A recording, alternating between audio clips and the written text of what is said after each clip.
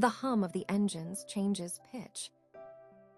It is a subtle shift, a deepening of the tone that vibrates through the armrest and into the marrow of my bones.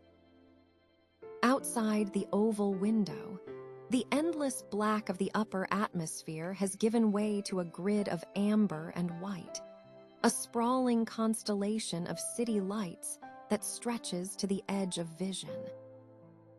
We are descending. The cabin pressure adjusts, a gentle pop in the ears that signals the transition from the sky to the ground. There is no rush in this descent. The plane banks slowly, a graceful tilt that reveals the dark geometric shapes of the coastline meeting the sea. The landing gear extends with a mechanical thud, followed by the rush of wind resistance, a white noise that wraps around the fuselage like a blanket. I rest my forehead against the cool plastic of the window shade. The lights below grow larger, distinct now, separating into street lamps and headlights, moving in slow, rhythmic arteries of traffic. Touching down is not a collision, but an arrival. The wheels find the tarmac, a brief shudder, and then the roar of reverse thrust slows our momentum. We taxi for a long time. The airport at night is a landscape of blue guide lights and shadows, vast and industrial. When the engines finally cut out, the sudden silence is heavy, filled only by the soft chime of the seatbelt sign turning off and the rustle of passengers shifting in their seats. I wait. There is no need to stand immediately. I let the others filter out, watching the flow of movement until the aisle is clear. Gathering my coat, I step out of the pressurized tube and into the jet bridge. The air here is different. It smells of jet fuel and damp concrete, a scent that belongs to nowhere and everywhere. The ramp inclines slightly, the ribbed rubber floor gripping the soles of my shoes as I ascend toward the terminal. This is the beginning of the long walk. The terminal stretches out before me, a tunnel of glass and steel bathed in artificial light. It is late, or perhaps very early, and the corridors are largely empty. My boots make a crisp, rhythmic sound on the polished terrazzo tiles. Click. A step. Click. A step. It is a solitary cadence, a metronome that measures the distance between the gate and the border. I adjust the bag on my shoulder. The strap digs slightly into the muscle, a grounding sensation that reminds me of gravity. I do not fix it immediately. Instead, I let the weight settle, becoming a part of my posture. The bag is heavy, dense with the essentials of travel, but the burden feels appropriate. It is a physical anchor in a space that feels transient and weightless. The floor beneath my feet changes. The hard, reflective tiles give way to a low-pile industrial carpet, a sprawling expanse of gray and blue geometric patterns. The sound of my footsteps vanishes instantly, replaced by a soft, muffled thudding. The silence of the hallway deepens.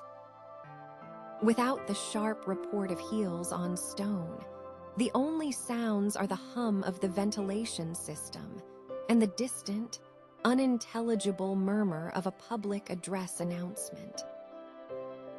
I continue forward. The carpet has a slight friction to it, a resistance that requires a marginally increased effort to lift each foot. It is a hypnotic motion. Lift, extend, plant, push. The repetitive nature of the movement clears the mind. There are no decisions to be made here. There is only the path, marked by overhead signs with arrows pointing straight ahead. To my right, a moving walkway extends for 100 yards. I step onto it. The transition is smooth, a slight lurch as the rubber belt takes over. I set my bag down between my feet, relieving my shoulder of the weight. The handrail moves at the exact same speed as the belt, a continuous loop of black rubber that feels cool and dry under my palm. I stand still, letting the machine carry me. The perspective shifts. The walls and advertisements glide past with a steady, cinematic smoothness. I watch the floor beyond the walkway, the static carpet blurring slightly at the edges of my vision. A row of recessed lights in the ceiling creates a strobing effect if I look up, so I keep my gaze level, focused on the distant end of the corridor. The mechanism beneath the floor hums a low, electric note, a vibration that travels up through the soles of my shoes. Approaching the end of the belt, a recorded voice speaks softly from a speaker at ankle height, warning of the approaching transition. I lift the bag, swinging it back onto my shoulder. The weight returns, familiar now. I step off the belt, my momentum carrying me forward onto the hard tile once more. Click. A step. Click. A step.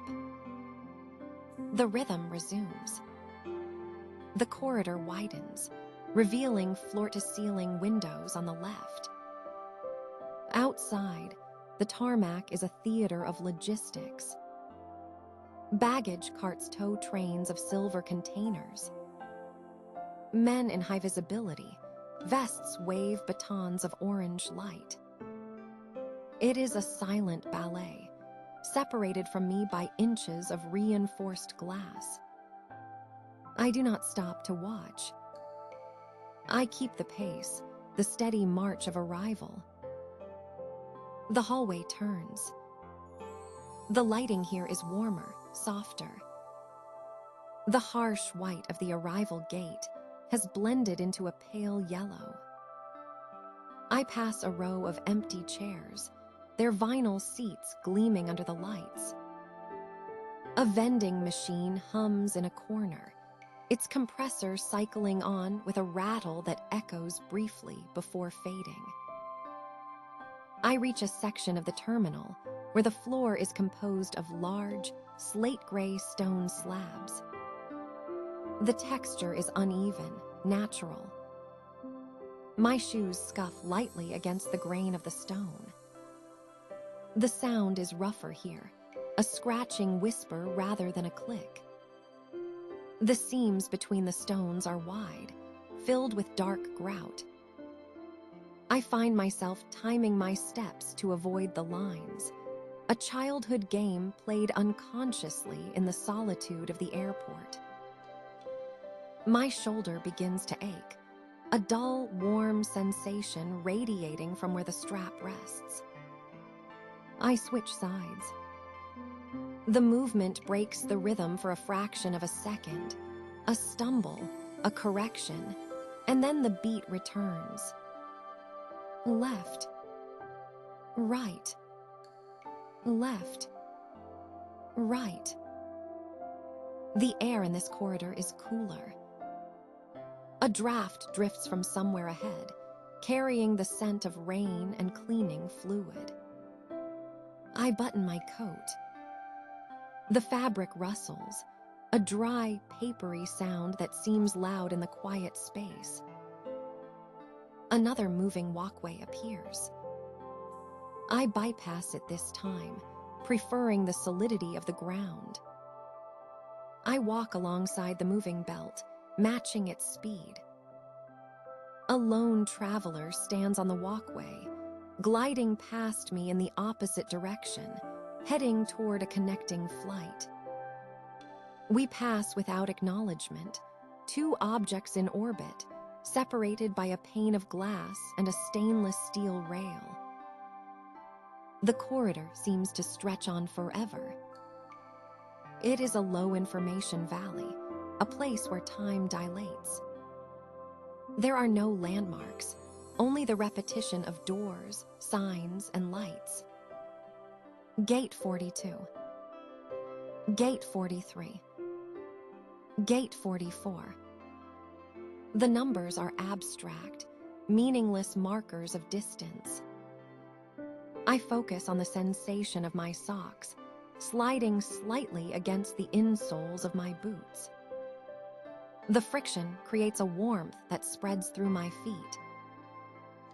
The weight of the bag seems to increase with every 100 yards. It pulls me slightly to the left.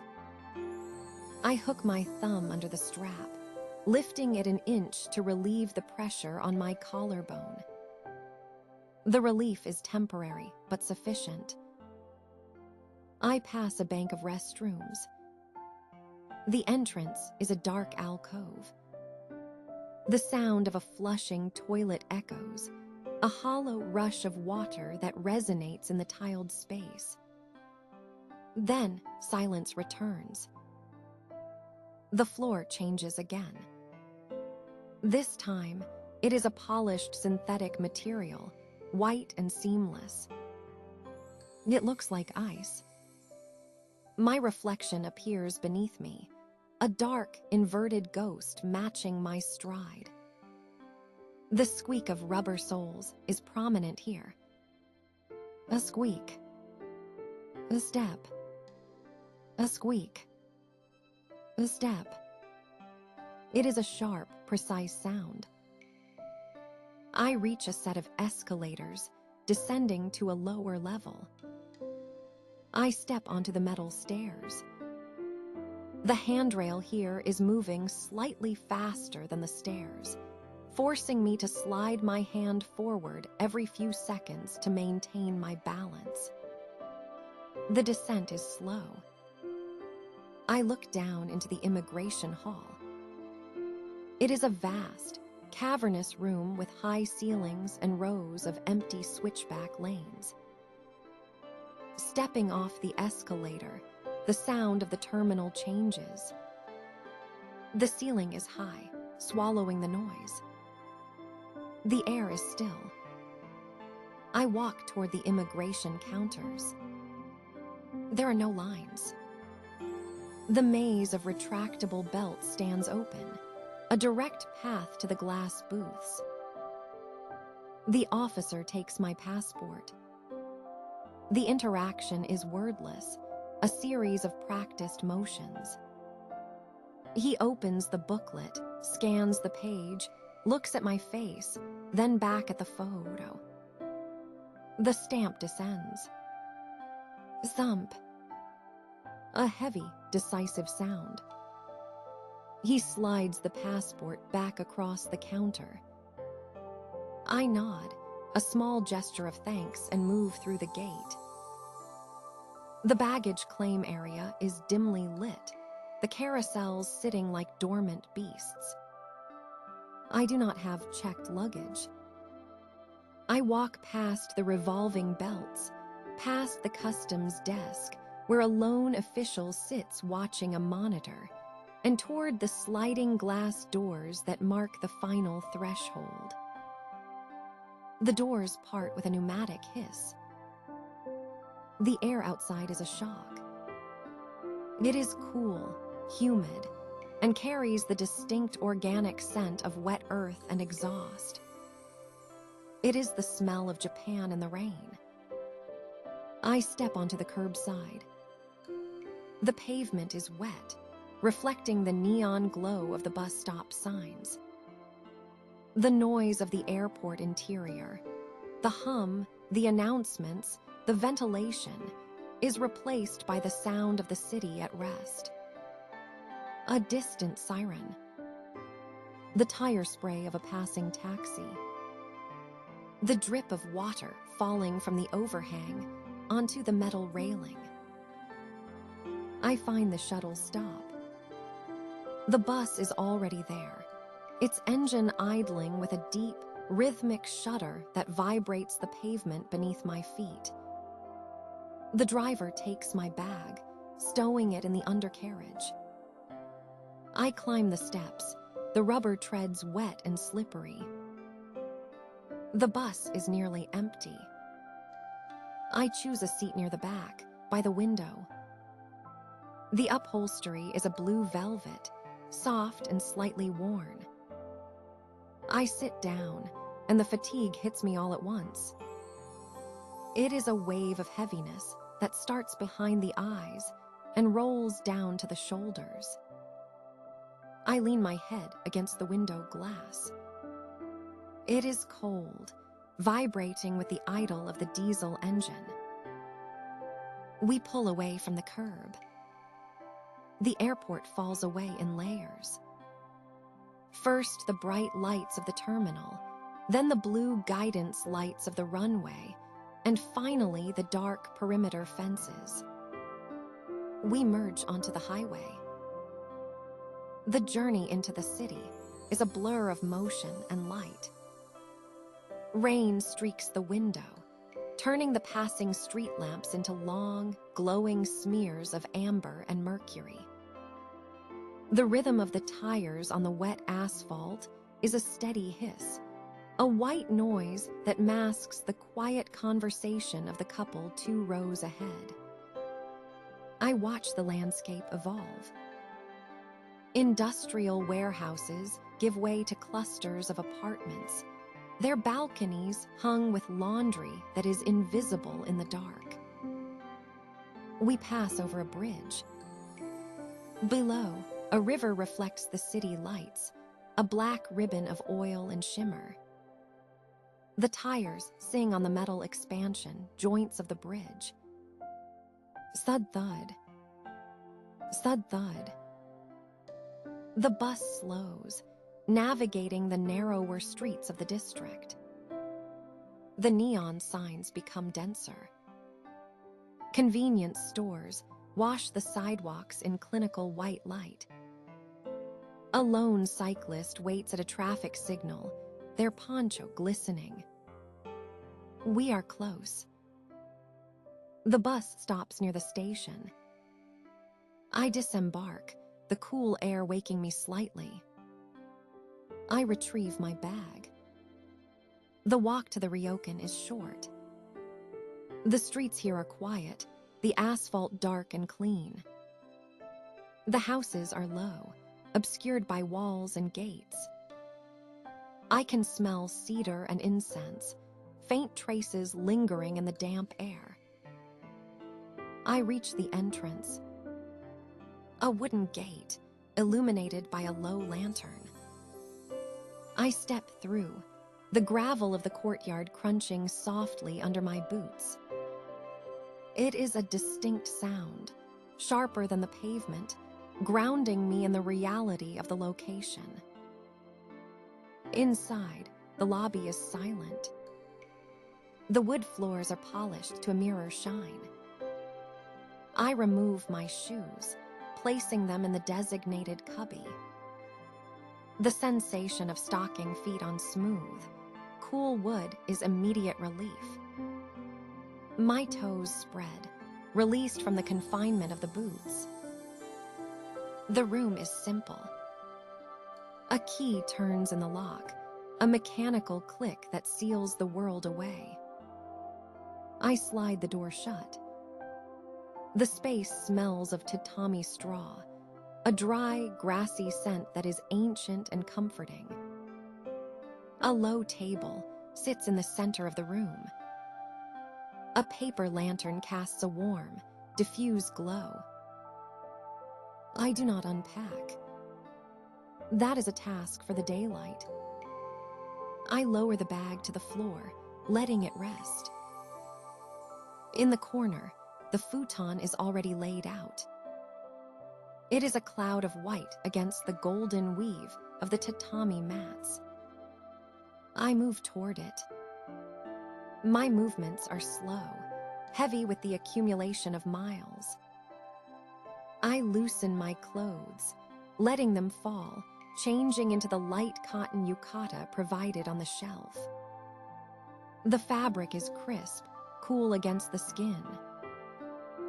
I turn off the lamp. The room plunges into darkness, save for the faint moonlight filtering through the shoji screen. I kneel on the mattress, the layers of cotton yielding under my weight. I lie down. The sheets are incredibly smooth, cool to the touch. I pull the duvet up to my chin. It is heavy, a comforting pressure that settles over me. The pillow is firm, filled with buckwheat hulls that shift and contour to the shape of my head with a soft, rustling sound. I listen. The silence is profound, but not empty. It is textured with the faint sound of rain beginning to fall harder on the roof tiles outside, a gentle, drumming rhythm. My breath slows, syncing with the pattern of the rain. The journey is over. The walk is done. The floor is still. I close my eyes, and the darkness is a warm, welcoming weight. The air in Arashiyama holds a specific weight before the sun fully crests the mountains. It is a coolness that smells of river water and damp stone, a heavy, clinging mist that dampens sound and softens the edges of the world. I leave the small side street where the inn sleeps, the wooden lattice of the sliding doors shut tight against the dawn. There is no traffic.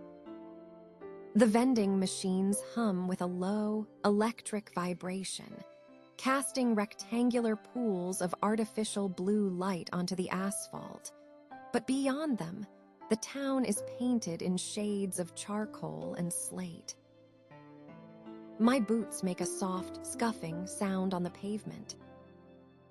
I turn a corner, past the shuttered storefronts that will later sell matcha ice cream and folded fans. Now, they are just silent facades of timber and plaster. The entrance to the grove is not a grand gate, but a transition of atmosphere. The wide road narrows. The sky, previously open and gray, begins to fracture, sliced into ribbons by the leaning silhouettes of the tall stalks. I step onto the path. The ground here is paved, smooth and sweeping, designed to carry the thousands who will come later. But at this hour, the asphalt is a dark river winding uphill, empty and cold. To my left and right, the walls of the Chikurin rise. They do not look like trees. They look like the pillars of a cathedral that has no roof, only a shifting ceiling of feathery leaves. The color is difficult to discern in this early light. It is not yet green. It is a deep, bruised teal, standing in vertical striations against the paler gray of the morning fog. I move to the edge of the path, where the paved surface gives way to a small gutter of earth and fallen leaves. A rail fence made of dried brushwood separates the walker from the grove, but the bamboo leans over it, ignoring the boundary. I reach out. The surface of the stalk is colder than the air. It is violently smooth, a polished glassiness that feels unnatural for something growing out of the dirt. My fingers trace the segment, sliding up the long, perfect cylinder until they hit the ridge of the node. A ring of hardness. I curl my knuckle and tap the wood. It is not a thud. The sound is a hollow clack, a dry wooden note that seems to travel upward inside the tube. It is a resonant sound, like striking a heavy instrument. I tap again. The vibration hums against my skin for a split second before vanishing. It is the sound of emptiness, of a structure built around a column of air. This hollow knock creates a sense of vast internal space, suggesting that the forest is not solid, but a collection of flutes waiting for the wind. I withdraw my hand and turn back to the incline. The path steepens here. The act of walking takes over. My stride lengthens to match the gentle gradient of the hill. One foot places itself before the other, a rhythm established without conscious thought. The sound of my own breath becomes audible, a quiet rush of air inhaling the damp scent of the grove, exhaling the warmth of sleep. A step, a step, a step. The world narrows down to the corridor ahead. There is no horizon here, only the vanishing point where the path curves and disappears behind a wall of stalks. The density of the bamboo creates a peculiar visual silence. There is no chaotic undergrowth, no tangles of vines or bushes to catch the eye. There is only the repetition of the vertical line. Up and down. Up and down.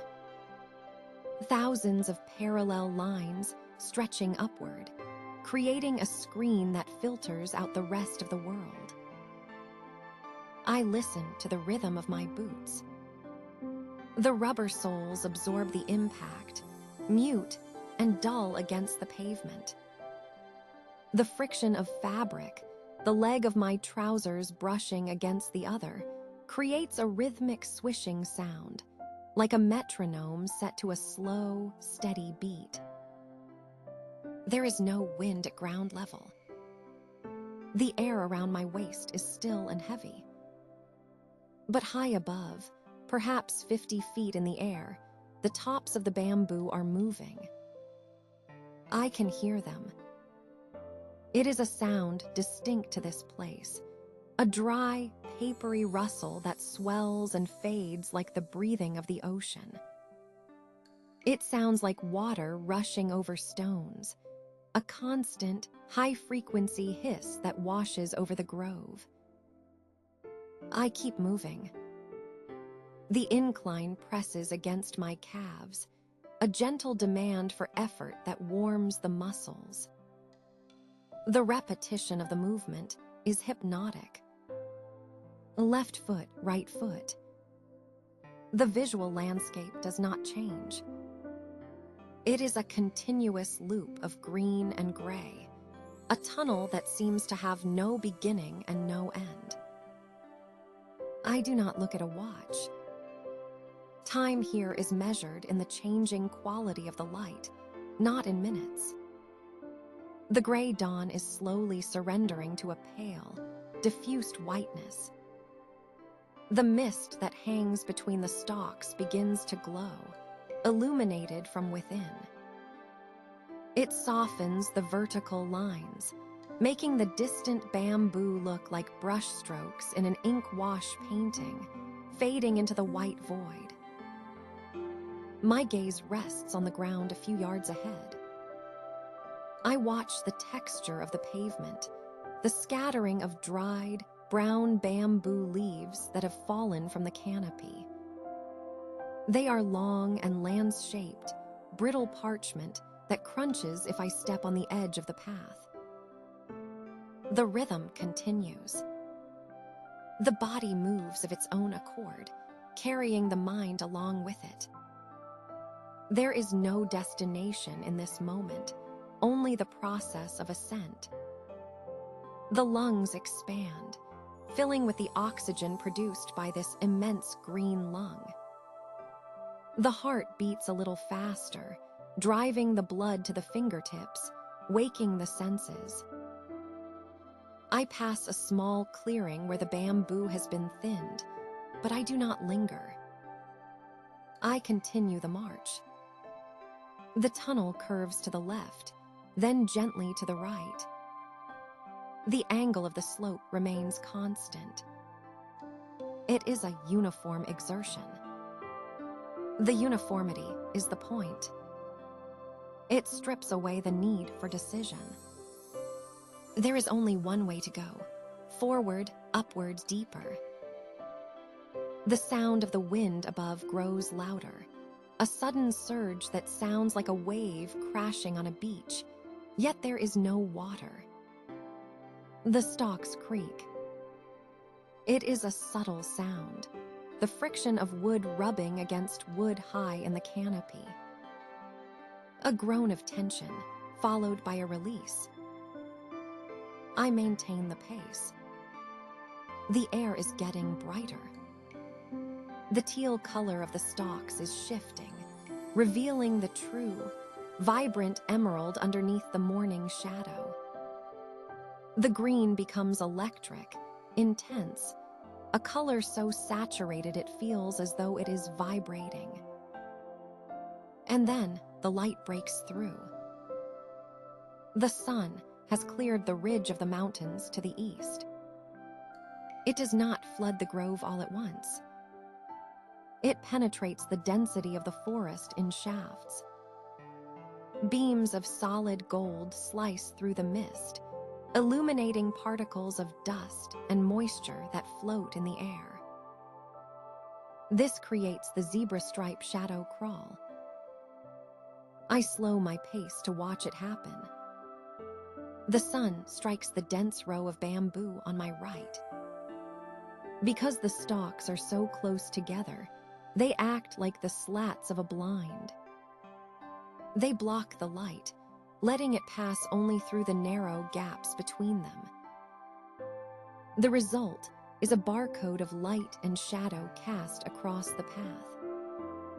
Stripes of brilliant, warm yellow alternate with stripes of cool, dark gray.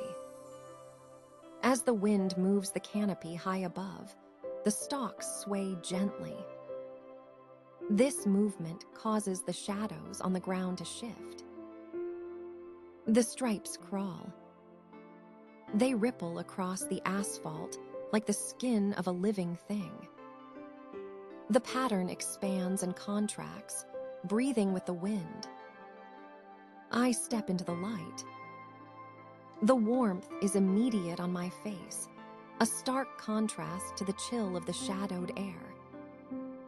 I watch the stripes slide over my boots, climbing up my legs as I walk through them.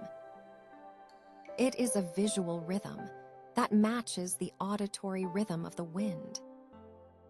Light, dark. Light, dark. Warm, cool. The path begins to level out. The steep ascent is over. The tunnel widens, and the oppressive, comforting density of the bamboo pulls back slightly to reveal a clearing. I have arrived at Nanamiya's shrine. It sits nestled within the grove, a pocket of sacred space carved out of the forest. It is small, intimate, lacking the grand, sweeping plazas of the larger temples in the city below. The ground here is swept clean, covered in fine gray gravel that crunches satisfyingly underfoot. The entrance is marked by a torii gate. But this is not the vermilion, polished gate seen on postcards. This is the Kuroki torii. It is the most ancient style of gate, primitive and raw. It is made of oak logs that have not been stripped of their bark. I approach the gate and stand before it. The wood is dark, almost black, preserved and weathered by years of rain and humidity. The texture is rough, a landscape of deep fissures and ridges where the bark has cracked. Small patches of velvet green moss cling to the shadowed underside of the lintel, feeding on the dampness of the grove. It looks heavy. It looks as though it grew out of the earth in this shape, rather than being constructed. There is a profound sense of weight to it, a grounding force that anchors the airy lightness of the bamboo surrounding it. I pass beneath the unstripped logs. The air inside the shrine precinct feels stiller, if that is possible. A few paper lanterns hang from the eaves of the small wooden halls, their white surfaces motionless. To the left, a purification fountain trickles. A bamboo ladle rests across the stone basin. I walk to the water. I pick up the ladle. The bamboo handle is smooth and cool, polished by the grip of countless hands before mine. I dip it into the basin. The water is clear as glass. I pour a stream over my left hand, then my right. The cold is shocking, a sharp clarity that wakes the nerves. I let the remaining water run down the handle, rinsing it, before placing it back on the rack. The sound of the water falling back into the basin is a bright, splashing note that rings out in the quiet. I move to the center of the clearing. The ground is a sea of gray pebbles, raked into gentle patterns. The surrounding forest presses in on all sides, a wall of green that towers over the wooden structures of the shrine. The sun is higher now, and the light filtering into this clearing is dappled, broken into soft coins of brightness that drift across the gravel. There is a large stone near the back of the shrine, smooth and rounded like the back of a tortoise. It is dark gray, contrasting with the lighter pebbles on the ground. I stand near it, observing the way the light hits the rough surface of the Kuroki torii again.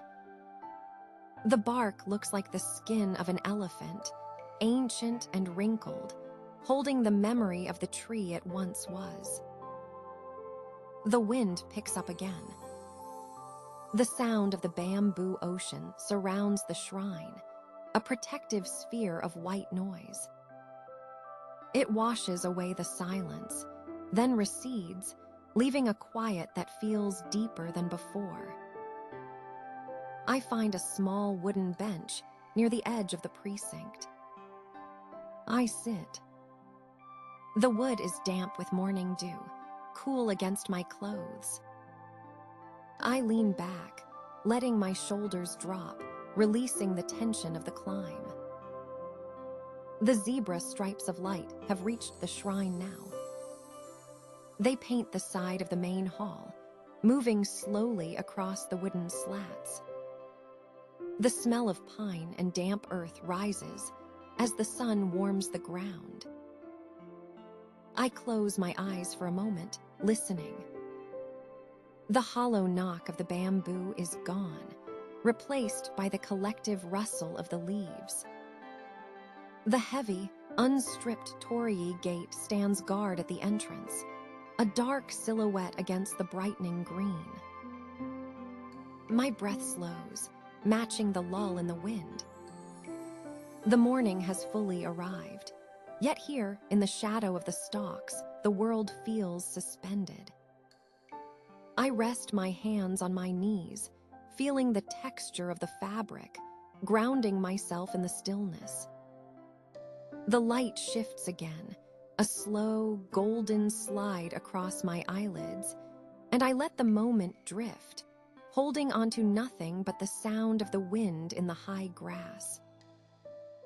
The air above the Katsura River holds a heaviness that has nothing to do with rain. It is a weight of suspended moisture, a thick, cool vapor that rises from the moving water and settles against the skin like a damp cloth. Morning has broken, but the sun is still struggling to burn through the valley mist, turning the world into a soft focus photograph of grays, muted greens, and the pale, stone-washed blue of the sky. A narrow path leads toward the river bank. Gravel crunches softly underfoot, a crisp, dry sound that seems too loud in the enveloping quiet.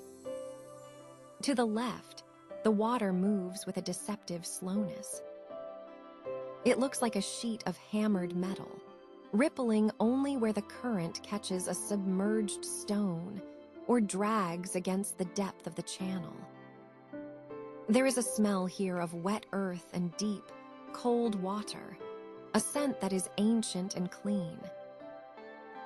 Ahead, the Tojtsukayo Bridge spans the width of the river. It is a long, low structure, stretching across the water with a wooden grace that belies its strength. At this hour, the famous crossing is empty. There are no rickshaws, no tour groups, no taxis idling at the intersection. There is only the bridge, the water, and the mist. My approach is slow. I drift toward the start of the span, where the road surface transitions from asphalt to the texture of the bridge itself. The structure feels anchored, permanent, a horizontal line drawn deliberately against the chaos of the mountains in the background. Reaching the edge, I pause. My hand reaches out to the railing. This is the first true anchor of the morning. The wood is cypress, smooth and weathered by seasons of wind and sun. It is cold. Not the sharp, biting cold of metal, but a deep, seep-tin chill that feels as though it lives within the grain of the timber. I press my palm flat against the top rail. The sensation is immediate and grounding. It travels from the nerve endings in my skin, up through the wrist, settling into the bone. The wood feels slightly damp, swollen with the morning humidity. Leaning slightly, I let my weight rest against this wooden boundary. The railing is solid, unyielding. Beneath my fingers, the grain is perceptible, rising in tiny, hard ridges where the softer wood has worn away over years of touch and weather. It is a tactile map of time. The coldness of it is absolute, a silent testament to the night that has just passed. It pulls the heat from my hand, a silent exchange between the living body and the sleeping structure. I lift my hand, leaving a faint, fading print of warmth on the cypress, and turn my gaze down the length of the bridge. The crossing begins. The rhythm of the walk takes over. It is a steady, metronomic cadence. One boot heel strikes the surface, followed by the roll of the sole, the push off the toe, and the swing of the leg. Heel, roll, push. Heel, roll, push. The sound is dull and flat, absorbed by the open space above the river. The bridge is long. It does not hurry the traveler. With every dozen paces, the perspective of the mountains shifts imperceptibly. The peaks are wrapped in low clouds, their forested slopes dark and indistinct, like ink paintings where the water was applied too heavily. Below, the river widens. The sound of the water changes as I move further from the bank. Near the shore, It was a lap and a gurgle. Out here, in the center of the span, it is a unified, rushing hush. It is white noise made liquid, a constant, underlying friction of water over riverbed that smooths out the edges of thought. There is no need to look left or right. The eyes settle on the middle distance, where the road vanishes into the trees on the far bank. The act of walking becomes the only necessary thing. Breath in, cool and moist. Breath out, warm and invisible. The body falls into the automatic motion of transit. 20 steps. 30. The railing runs alongside like a faithful guide, a continuous ribbon of pale wood in peripheral vision. The air in the center of the river feels different, less stagnant than on the shore. A slight breeze moves downstream, carrying the scent of pine from the upper mountains. It brushes against the cheek, cool and ghost-like. I continue. The legs move without conscious command. There is a meditative quality to this simple forward motion, a shedding of urgency. The world narrows down to the immediate sensory sphere. The flat gray of the road, the rhythmic thud of boots, the expansive gray-white of the sky. Time seems to stretch, becoming elastic. A minute feels like an hour could pass in a blink. The repetition of movement creates a stillness in the mind. There are no decisions to be made here. The path is singular. The destination is simply the other side. Somewhere in the distance, a crow calls. The sound is harsh, distinct, and then instantly swallowed by the vastness of the valley. It does not disturb the peace, it merely punctuates it. The bridge begins its subtle descent toward the northern bank.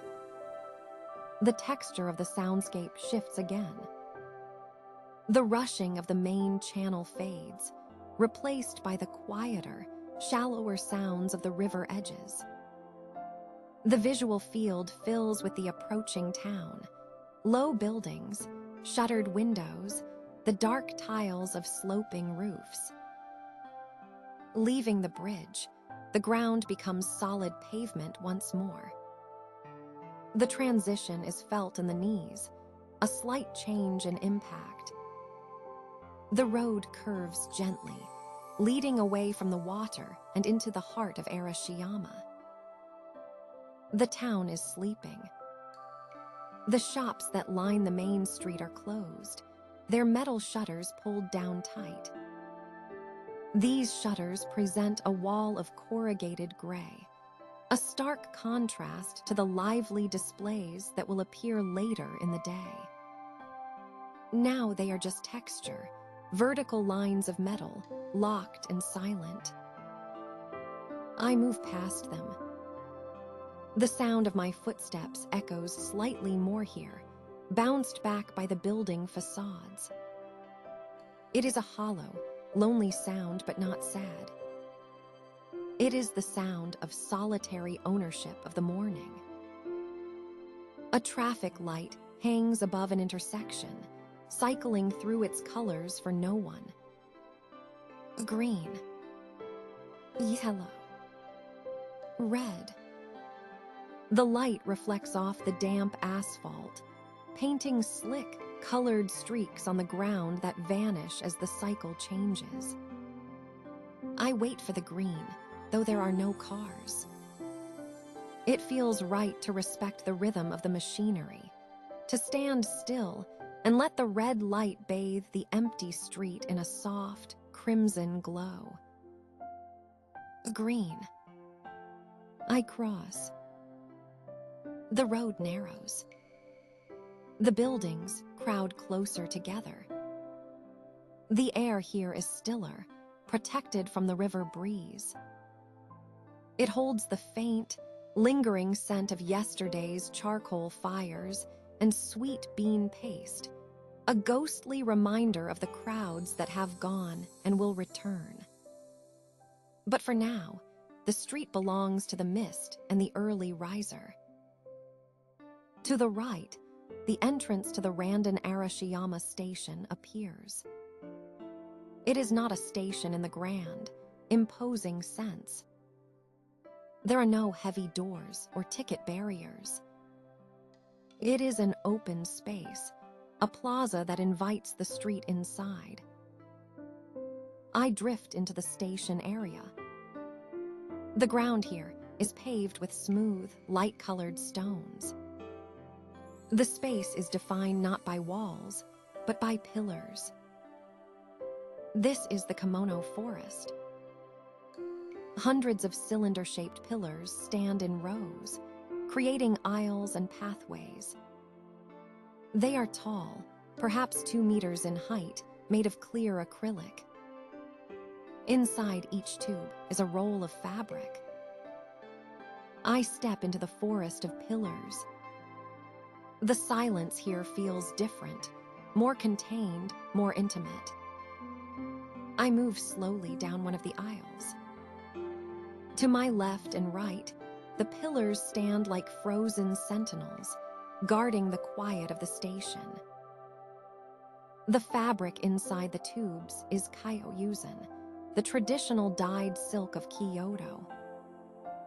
Even in the diffuse, gray light of the early morning, the patterns are intricate and mesmerizing. I stop before one pillar.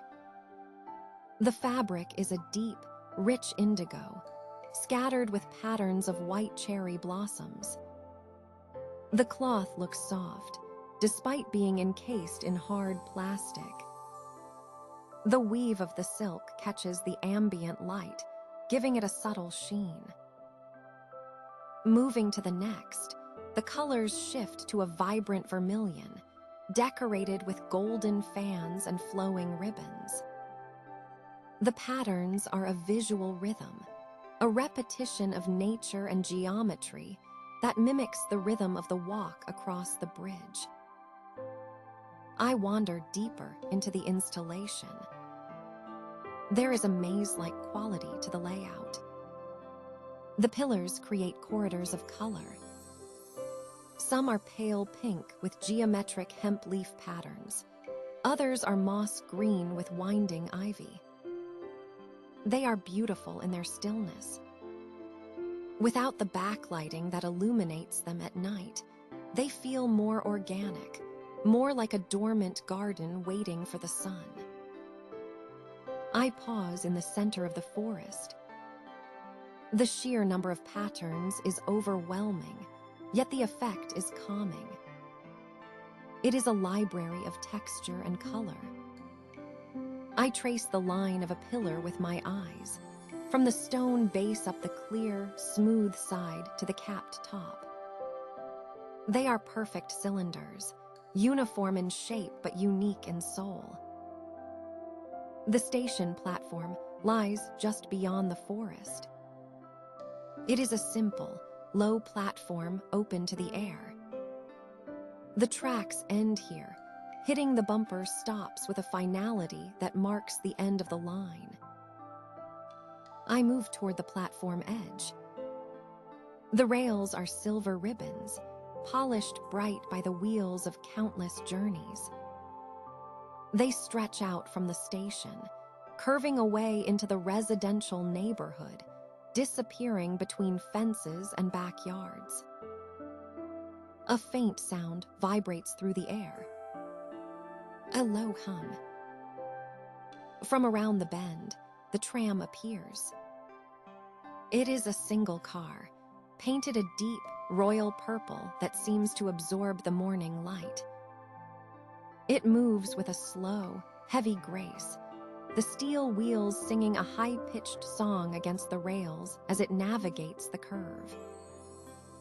The tram slows as it approaches the platform. The sound deepens to a rumble, a heavy rolling friction. The brakes sigh, a release of compressed air that hisses sharply before fading. The car glides to a halt. I stand near the front of the waiting area.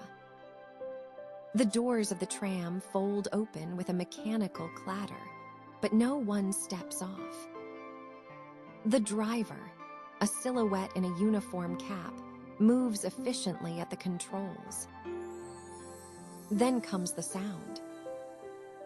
It is the departure signal, but it is not a digital beep or a recorded voice. It is a bell. An electric bell, but one with a physical, mechanical heart. RRR ring ring. The sound is sudden and sharp. It is not just a noise, it is a vibration. I can feel the resonance of it in the soles of my shoes, a micro tremor that travels through the concrete platform. It is a buzzing, insistent energy that shakes the air for a split second. RRR ring. The vibration seems to hang in the chest cavity, a physical echo of the sound. It is the sound of old mechanics, of metal striking metal, a frequency that feels grounded and real. It cuts through the soft, damp atmosphere of the morning like a knife, crisp and decisive. The driver checks the mirror. The doors fold shut with a solid thump, sealing the purple box against the outside world. The electric motor engages. A rising whine, distinct and powerful, begins to build. The tram shudders once, a heavy steel beast waking up, and then begins to roll.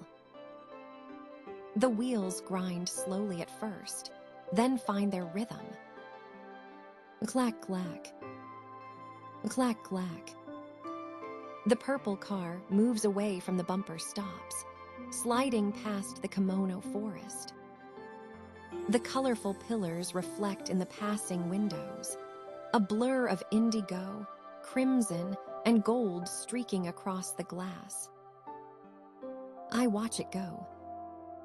The tram recedes down the track, getting smaller, its purple paint turning dark against the gray and green of the neighborhood. The sound of its passage fades, the whine of the engine, the click of the wheels, the displacement of the air. Silence rushes back in to fill the void. It is not an empty silence, but a heavy, comfortable stillness. The station is quiet again. The pillars stand watch. The mist continues to lift, very slowly, revealing the texture of the mountains layer by layer. I remain on the platform, letting the stillness settle over me. The vibration of the bell is gone, but the memory of it lingers in the nerves, a phantom sensation of arrival and departure. The light is changing now, shifting from gray to a pale, diffused silver. The day is beginning to take hold, but for this moment, everything is paused, suspended in the quiet space between the train leaving and the world waking up. The air in Arashiyama this early in the morning holds a specific kind of weight. It is not heavy with humidity, but rather dense with the memory of rain. The bamboo grove, which I have just left behind, acted as a filter, stripping away the noise of the wider world and leaving only the sound of wind brushing against high, hollow stalks. But my destination lies beyond the towering corridors of grass. I am moving toward the quiet, enclosed pockets of green that hide along the base of the mountains. The path narrows. The asphalt gives way to darker, damper earth. Here, the light does not crash down from the sky. It seeps in. It navigates the complex lattice of maple branches and cedar boughs, arriving at the ground in soft, diffused patches. I move slowly, letting the rhythm of the morning settle into my shoulders. There is no rush to arrive, for the journey itself is a process of shedding layers of urgency. A modest thatched gate appears on the left. This is the entrance to Jiujai Temple. It is a small place, unassuming from the outside, tucked away behind a screen of trees that seem to have stood here since the 12th century. I step through the gate. The world instantly contracts. The expansive sky disappears, replaced by a dense canopy of maple leaves that filter the sun into a glowing, verdant twilight. But it is not the ceiling that commands attention here. It is the floor. Before me lies a garden composed entirely of moss. It is not merely a patch of green. It is a topography of velvet. I pause at the edge of the designated path, allowing my eyes to adjust to the spectrum of a single color. At first glance, it appears uniform, a carpet rolled out beneath the trees. But as I linger, the uniformity breaks down into a complex, living landscape. There are hills and valleys here, miniature mountain ranges formed by the roots of the maples rising from the earth. The moss clings to these contours, softening every sharp edge, turning the rough bark of a root into a gentle, rolling dune. I lean in slightly, observing the texture.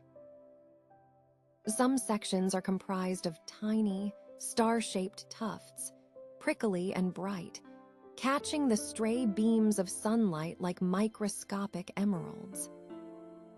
Other patches are smooth and flat, a darker shade of forest green that seems to absorb the light completely. There are areas where the moss is long and shaggy, mimicking the fur of a sleeping animal, and others where it is tight and dense, resembling the weave of a heavy fabric. It is a study in softness. The visual tactile sensation is so strong that I can feel the plush give of the surface without ever touching it. A single stone lantern stands in the middle of this green ocean, its gray granite weathered and porous. Even the stone has begun to surrender to the garden, with tiny spores of green colonizing its base, slowly reclaiming the mineral for the organic. I continue along the circular path. The silence here is profound. It is not an empty silence, but a full one, insulated by the thick layers of moss that dampen every sound. My footsteps on the stone pavers feel loud, so I place my feet with care, rolling from heel to visual toe to minimize the impact. The light shifts overhead. A cloud passes, and the garden dims, the greens deepening into shades of pine and jade. Then the cloud moves on, and the floor ignites again, shifting back to lime and chartreuse. It is a slow, breathing cycle of illumination.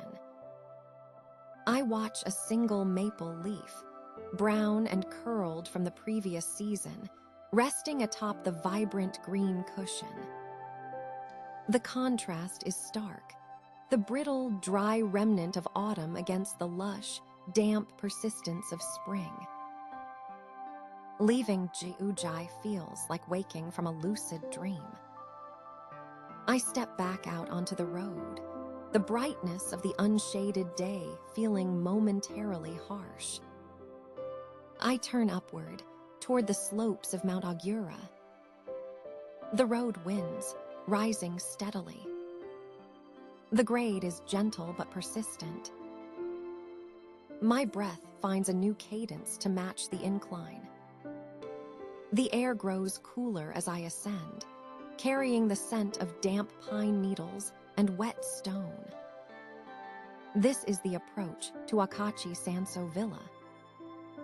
It sits high on the hill, a retreat built by a man who spent his life in the cinema, creating a world that exists only for the sake of looking at it. The entrance is marked by a heavy wooden gate. I pass through, and the gravel path stretches out before me. This is where the thinking mind begins to recede, replaced by the simple mechanics of motion. I begin to walk. The gravel is deep here. It shifts under the soles of my shoes with a dry, rhythmic crunch. It is a consistent sound, a metronome that measures the morning in increments of distance. Crunch, slide, step. Crunch, slide, step. The path curves to the right, disappearing behind a wall of meticulously trimmed hedges. I follow the curve. There is no destination now, only the act of moving through the garden. The path dips down into a small hollow. The air here is still. A large stone sits by the edge of the walkway, its surface dark and smooth. I pass it. I do not stop to analyze its placement or its origin. I simply note its presence. It is a heavy thing, grounded and permanent. I climb a short flight of stone steps.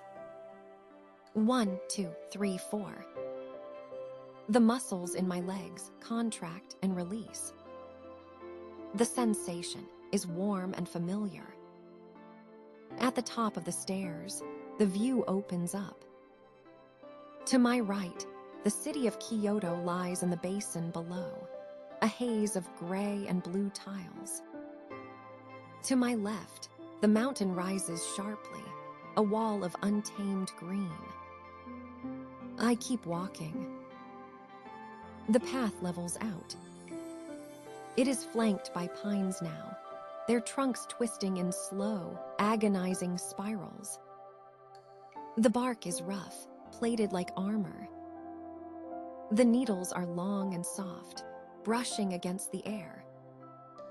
I focus on the sound of the wind moving through them. It is a different sound than the bamboo. It is a hush, a soft exhalation that seems to come from the earth itself. I walk past a small pavilion.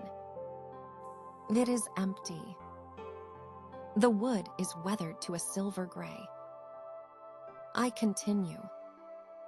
The path narrows again, forcing me to slow my pace. The stones beneath my feet change from loose gravel to large, flat pavers set into the earth. The rhythm changes. There is no more crunching, only the soft thud of rubber on rock. I focus on the spacing of the stones. They are set at intervals that require a slightly longer stride than is natural. It forces a deliberate kind of walking. I must pay attention to where I place my foot. There is no room for wandering thoughts. There is only the stone, the gap, the next stone. A bird calls out from somewhere high in the canopy. 2 sharp notes, then silence. I wait for a response, but none comes. There is only the wind and the sound of my own breath, steady and rhythmic. The path begins to descend. Gravity pulls at me gently. I resist, holding my pace steady. The muscles in my calves engage to break the momentum. The descent takes me into a shaded grove of maples. The light here is dim and cool, The air feels charged with moisture. I can smell the damp earth, a rich, fertile scent that fills the back of my throat. I walk. The repetition is soothing. The visual field is a blur of vertical lines, tree trunks, bamboo fences, hanging vines. I do not focus on any single element. I let them wash past me. It is a visual stream, a flow of texture and color that requires no interpretation. The path winds back on itself. I am retracing my steps in terms of direction, but on a lower elevation. The perspective shifts. I see the undersides of the leaves now, the pale, veined networks that feed the canopy. I see the roots gripping the hillside, knuckles of wood holding back the earth. I reach a bench set against a rock wall. I do not sit. I stand for a moment, letting the stillness of the place settle over me. My heart rate slows. The heat generated by the walk radiates outward, a warm shell against the cool air. I am simply a body standing in a garden. There is no past, no future. There is only this breath, and then the next. I begin to move again. The path widens. The gravel returns. The crunching sound resumes. It is louder now, or perhaps my hearing has become more acute. Every pebble turning against its neighbor is a distinct event. I follow the sound back toward the center of the villa grounds.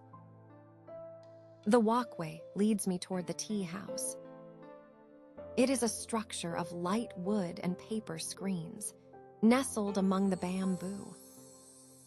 The sliding doors are open to the garden, dissolving the barrier between the interior and the exterior. I step up onto the polished wooden veranda. Inside, the light is subdued. The floor is covered in tatami mats, the woven straw golden and smooth. I settle onto the cushion provided. The position is grounding. My legs fold beneath me, connecting me to the floor. A woman in a subdued kimono approaches. Her movements are fluid, practiced over decades. She places a small, round sweet on a ceramic plate before me. It is pale pink, shaped like a blossom, made of pressed sugar and rice flour. Then she sets down the bowl. The bowl is heavy, rough-hewn pottery with a glaze that mimics the colors of the moss I saw earlier, deep blacks and sudden flashes of green. Steam rises from it in a straight, unwavering column. I lift the bowl with both hands. The heat is the first thing I notice. It is an intense, localized warmth that travels through the ceramic and into my palms, spreading up my wrists. It is shocking in the cool air, a concentrated sphere of energy. I bring the bowl closer. The scent hits me before the liquid touches my lips. This is the scent of the first steep. It is grassy and vegetal, vivid and raw. It smells like spinach and seaweed, like a meadow after a storm. There is a sweetness to it, but also a deep, savory undercurrent. It is the smell of chlorophyll, distilled into liquid form. I rotate the bowl twice, a small ritual of respect for the vessel. The green foam on the surface is bright, almost neon in the dim light. It is comprised of thousands of tiny bubbles, a suspended lattice of air and tea. I take a sip. The texture is thick, almost creamy. The taste is complex. It begins with a sharp bitterness, a wake-up call to the tongue. But as the liquid moves over the palate, the bitterness dissolves into a lingering sweetness. It coats the mouth, leaving a sensation that is both dry and refreshing. I lower the bowl but do not set it down. I hold it at chest level, letting the warmth continue to seep into my hands. Outside the open frame of the tea house, the garden continues its slow, silent growth. A branch sways. The petal falls. I pick up the small sugar sweet. It crumbles instantly in my mouth, a dusty, floral sweetness that balances the lingering vegetal weight of the tea. It is a perfect counterpoint, dry against wet, sweet against bitter, fleeting against enduring. I take another sip. The second taste is milder, the shock of the temperature having faded. Now the subtleties emerge. I can taste the earth the tea was grown in. I can taste the shadow of the cloth that covered the bushes before the harvest. It is a drink that contains the history of its own making. The steam begins to lessen. The tea cools, settling into a comfortable warmth. I look out at the bamboo visible through the window. The stalks are swaying in unison, a collective movement driven by the wind coming down from the mountain. I sit for a long time, the empty bowl resting in my lap. The caffeine begins to hum in my system, a gentle clarity that sharpens the edges of the world. The fatigue of the walk up the hill has vanished, replaced by a light, buoyant stillness. The morning has fully arrived now. The light has shifted from the pale blue of dawn to the clear, hard gold of mid-morning. But here, under the eaves of the tea house, the shadows remain. I run my thumb over the rim of the bowl, feeling the slight imperfections in the glaze. I do not need to move yet. The path back down to the river will be there when I am ready. For now, there is only the lingering taste of the tea, the warmth in my hands, and the green world breathing quietly around me. The day stretches out, unwritten and vast, waiting for me to step into it.